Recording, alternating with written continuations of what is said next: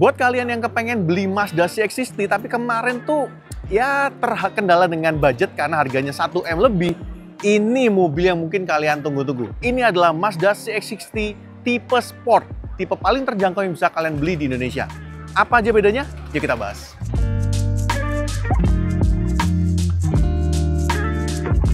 Halo guys, welcome back to Autonet Max. Saya Satria Katana dan kita lagi ada di Gias Surabaya 2025. Dan di sebelah saya ada mobil yang sebenarnya udah launching kemarin waktu di Gias Jakarta, tapi kita nggak sempat bikin videonya di ISBSD. Jadi kita bikin di sini aja. Nah, ini adalah tipe paling basic ya, tipe paling terjangkau dari keluarga Mazda CX-60 yang dijual di Indonesia saat ini. Jadi kalau kalian ingat ya, 2 tahun lalu kalau nggak salah, 2 tahun atau hampir 3 tahun yang lalu, Mazda itu memperkenalkan Mazda CX-60 yang mesinnya 3300 cc. Ada tipe Kuro dan juga Elite. Tahun lalu mereka menambah satu opsi lagi, masih sama-sama AWD tapi mesinnya diperkecil jadi 2,5 dengan tipe Pro. Nah, kali ini masih menggunakan mesin yang sama tapi dia sudah tidak menggunakan AWD, dia hadir dengan format RWD. Ya, sekalian pecinta RWD, ini mobil yang kalian tunggu-tunggu mungkin ya. Nah, kita akan bahas ya apa aja bedanya dibandingkan dengan tipe Pro, dibandingkan dengan tipe Kuro dan juga Elite yang mesinnya lebih gede. Secara eksterior, interior, dan juga nanti fiturnya apa aja. Kita mulai dari eksteriornya dulu. Kalau secara eksterior, sebenarnya kalau kalian lihat sekilas saja sih nggak terlalu beda-beda banget ya. Wajah depannya masih mirip banget. Dia masih menggunakan grill yang sama dengan yang tipe di atasnya, Pro. Dengan bahasa desain kodonya, khas banget. Lampunya juga masih sama. Di sini masih ada sensor untuk cornering sensornya juga. Bumpernya juga sama aja. Masih ada lubang di sini yang benar-benar lubang ya. Tapi kalau kita geser ke bagian sampingnya, kalian akan lihat nih. Pertama, dia menggunakan velg yang dia lebih kecil ukurannya. Kalau tipe Pro, tipe Kuro, dan juga Elite, dia menggunakan velg ukurannya 20 inci. Yang di sini turun dikit 18 inci. Tapi karena balik lagi mobilnya gede, dan kemarin pakai 20 itu kelihatan cakep banget ya. Di sini memang kesannya seperti lebih kecil. Tapi balik, penggunaan velg yang lebih kecil ini bisa love and hate gitu ya. Dia ukurannya 235 per 60 R18. Jadi sebenarnya untuk lebarnya sama, tapi dia lebih tebal dengan velgnya lebih kecil. Warna velgnya pun gunmetal ya. Buat kalian yang udah bosan mungkin warna hitam atau mungkin warna-warna dual tone, ini malah jadi opsi yang menarik dengan ban Yokohama juga. Nah, jujur aja ya, berapa kali saya ke Jepang, justru yang tipe-tipe kayak gini, yang basic-basic kayak gini ini malah kesannya Jepang banget. Selain itu, dia juga menggunakan spion. Ya, spionnya dia udah nggak auto dimming dan warnanya jadi sewarna body. Dan ngomong-ngomong warna zircon sand ini cuma ada di tipe Sport aja. Tipe Pro nggak ada, Kuro dan Elite-nya juga nggak ada. Jadi kalau kalian suka warna-warna PNS gini, ya kalian beli yang tipe ini. Di bagian belakangnya dia masih menggunakan desain yang sama persis ya dengan tipe-tipe di atasnya. Masih ada power liftgate juga. Tentunya karena dia nggak ada perubahan dimensi, jadi bagasinya juga sama aja ya. Dia masih dikasih separator kayak gini ya, tonneau cover lah ya. Kita bisa tutup seperti ini. Dan yang sebenarnya beda dibandingkan dengan tipe-tipe lain yang ada di atasnya, itu ada di ground clearance-nya. Jadi emang secara angka, kalau kalian iseng kalian bisa download brosurnya mobil ini, tuh angka ground clearance-nya agak beda-beda ya. Ada yang 178, ada yang 177, dan dia yang paling rendah, sekitar 173 kalau nggak salah, 172 atau 173. Ntar kita cantumin aja di bawah. Dan walaupun dia menggunakan untuk rem cakram depan dan belakang, untuk rem cakram bagian depan itu ukurannya atau diameternya sama persis dengan yang bagian belakang. Jadi depan belakang sama. Tapi kalau yang versi 3300, depan sama belakang beda. Yang depan dia lebih gede. Itu aja di eksteriornya, kita masuk ke dalam, kita mau lihat apa aja bedanya. Oke, kita masuk ke interiornya dari si CX-60 tipe Sport ini. Dan kalau kalian udah masuk duduk gini ya, kalian yang kentara banget langsung kelihatan itu adalah perpaduan warna interiornya atau kabinnya ya. Kalau kalian yang tipe-tipe atas, kalau ingat ya, mesin 3300, yang Kuro interiornya warna coklat gitu ya. Sedangkan untuk yang Elite itu interiornya warna agak putih gitu ya, beige-beige putih gitu. Sedangkan yang Pro itu lebih ke arah gelap juga. Tapi kalau di sini benar-benar semua full hitam ya, kalau kalian perhatiin ya. Dashboardnya hitam dan ini materialnya khas Mazda banget, soft touch kayak begini ya. Dan di bagian tengahnya ada silver dengan corak seperti ini. Kursinya dia leather juga dengan jahitan warna kuning kayak gini. Kuning kecoklatan lah kalau kita perhatiin ya. Jadi so far untuk masalah interior, bahan dan sebagainya, build quality dan sebagainya tetap Mazda. Walaupun memang harganya sisinya cukup banyak ya. Selain itu kursi nih. Kursi masih bagus karena dia juga masih dikasih mekanisme untuk elektrik ya, bisa naik turun, maju mundur, recline juga, lumbar support juga ada, memory seat juga ada. Tapi khusus untuk penumpang depan, dia yang dari 10 way atau 10 arah jadi cuma 6 way. Atau dia cuma maju mundur, naik turun dan juga rebah aja. Itu aja. Dan ventilated-nya juga dihapus. Jadi di sini tombolnya kosong ya. AC-nya masih sama, panel instrumennya juga masih sama, setir juga masih sama dengan pedal shift pula. Tapi memang dia untuk tilt dan teleskopiknya jadi manual.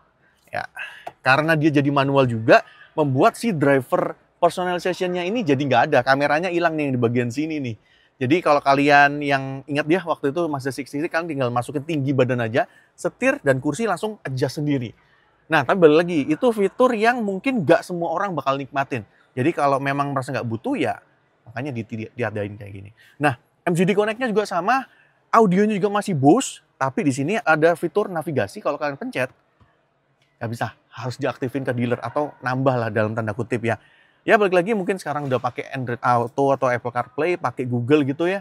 Jadi mungkin yang bagian navigasinya tidak semua orang butuh. Mungkin seperti itu ya. So far sih untuk semua kebutuhan kalian yang umum-umum ya masih ada, masih oke. Dia juga ada Mi Drive-nya di sini, tuas personality-nya juga masih sama, tapi dia nggak ada hill descent control-nya. Ya, mungkin buat kalian yang emang butuh mobil ini memang butuh untuk jinba itainya ya.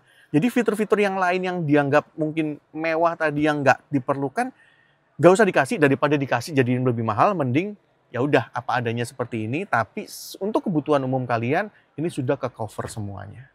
Dan di atapnya juga masih dia menggunakan atap kaca panoramik sunroof. Di sini juga masih ada indikator untuk seat belt-nya, masih dapat kaca tengah ini yang sudah auto dimming juga. Dan kalau kita buka juga masih ada kaca dengan lampu putihnya seperti ini. So far so good sih sebenarnya. Buat kalian yang takut gadgetnya habis juga di sini masih dapat wireless charger juga, ada indikatornya pula, masih ada power outlet di sini dan Type C-nya ada 2 biji di bagian dalam dari konsol box-nya seperti ini. Dan kita mau lihat juga bangku baris keduanya. As always, Mazda itu memang belakangnya nggak terlalu lega ya. Tapi bagusnya dia pintunya bukanya hampir 90 derajat ya. Dan di sini tetap ada armrest dengan 2 cup holder. Dan duduk juga masih cukup enak ya. Kita juga coba bisa adjust. Ternyata itu udah satu tingkat aja segitu. Masih ada kisi AC di belakang. Di sini juga ada 2 Type C, tapi di sini kosong. Kalau nggak salah waktu itu yang di sini yang colokan, yang buat kayak colokan rumah gitu ya. Ya, itu aja di bagian belakangnya. Nah, salah satu pembeda utama juga ada di bawah kap mesinnya ya. Karena dibandingkan yang tipe yang Kuro dan Elite, dia menggunakan mesin yang lebih kecil. Dia mesinnya 2500 cc, Skyactiv G dengan tenaga 188 PS di 6000 rpm dan torsinya 250 Nm di 3000 rpm. Termasuk rendah ya untuk puncak torsinya. Dan transmisinya 8 speed tanpa torque converter. Jujur aja kita penasaran banget pengen nyobain rasanya mesin 2,5 bensinnya si Mazda, tapi dengan transmisi 8 speed plus RWD. Kan harus ingat ini RWD ya, karena basicnya Mazda yang CX 2 digit baru itu sebenarnya RWD tapi dijadiin AWD. Nah, karena dia pakai mesin yang lebih kecil, ntar kameramen bisa nunjukin ya, di bagian depannya ini jadi agak kopong. Makanya covernya sampai depan nutupin kayak gini ya, karena bagian bawahnya ini agak kopong. Karena sebelumnya mesinnya lebih gede, ada motor listriknya juga untuk ngebantu ya. Karena dia ada teknologi si mild hybridnya ya di versi yang 3300. Tapi sebenarnya untuk kebutuhan body size seukuran mobil ini 2,5 harusnya masih cukup oke. Ada yang pernah nyoba? Komen aja di bawah. Dan ngomong-ngomong mesin, sebenarnya kalau kalian ngintip ke dalam grillnya, dia aktif grillnya juga masih ada, nggak disunat. Jadi dia bisa buka tutup sesuai dengan kebutuhan. Nah, eksterior, interior, mesin juga udah. Fiturnya gimana? Fitur safety terutama. Mobil ini masih dilengkapi dengan teknologi safety khas Mazda ya, iActive Sense. Tapi memang ada 2 fitur yang nggak ada. Pertama, driver monitoring sistemnya nggak ada, sama front cross traffic alertnya juga nggak ada. Tapi sisanya semuanya ada. Nah, harganya nih berapa? Kalau di Jakarta kan 699. Bener-bener harga psikologis di bawah 700 jutaan ya. Di Surabaya emang naik dikit lah ya, karena perbedaan pajak dan sebagainya. Dan biaya untuk kirim juga, dia jadi 714 jutaan. Khusus untuk Gias Surabaya ini aja. Sekarang kesimpulan, buat siapa mobil ini?